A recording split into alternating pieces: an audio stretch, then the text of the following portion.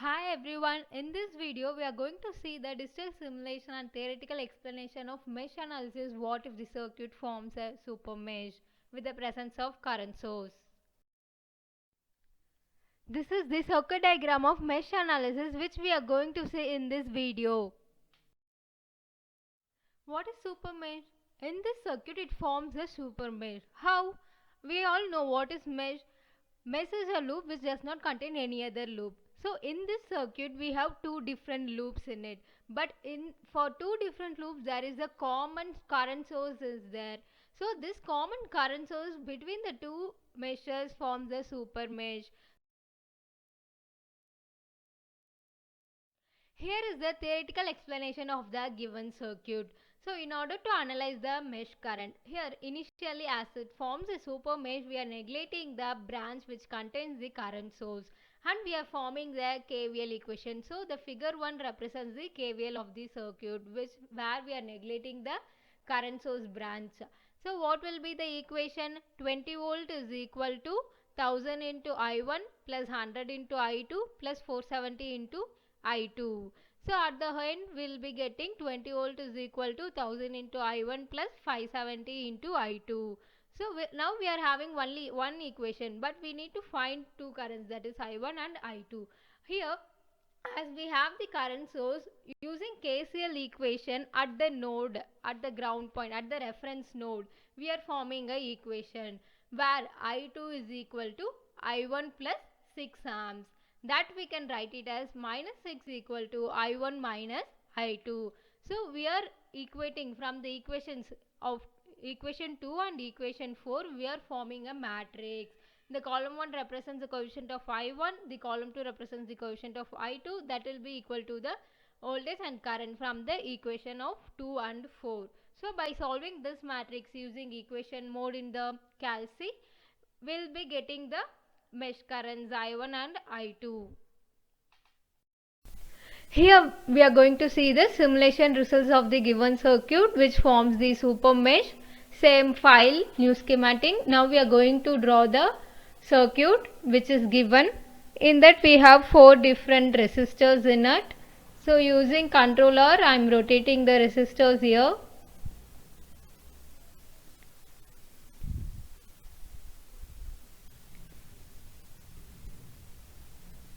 And the source is voltage source. So from here I am typing voltage in the component dialog box and taking the voltage source. And we have a common current source in between the two meshes. Same from the component dialog box. Just I am selecting the current. Using controller I am rotating it. So now using wire symbol we are going to connect the circuit.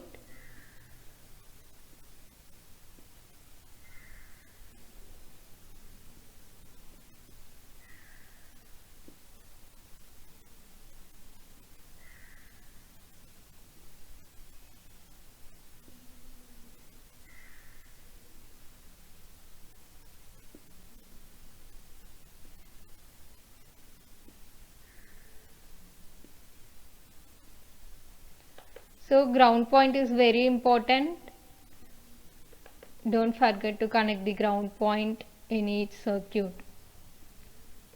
Now we are going to give the values. The voltage source is 20 volt. Here we have 1000 ohm. Here it is 220 ohm. Here it is 6 amps. Here it is 100 ohm. Here it is 470 ohm. So now what we are going to find, we are going to find the mesh current, that is the branch current. Here in 1000 ohms will be the only loop 1 current will be flowing, and in the 100 ohm and 470 the loop 2 current only it will be flowing. So that we are going to check, that will be equal to the mesh current. So run, just I am running it for 1 second. So here actually it is coming in opposite direction, but we want the direction where the current flows from the source to the resistor. So I make here it is coming correctly, it is flowing towards the load only. So what is the current of I1?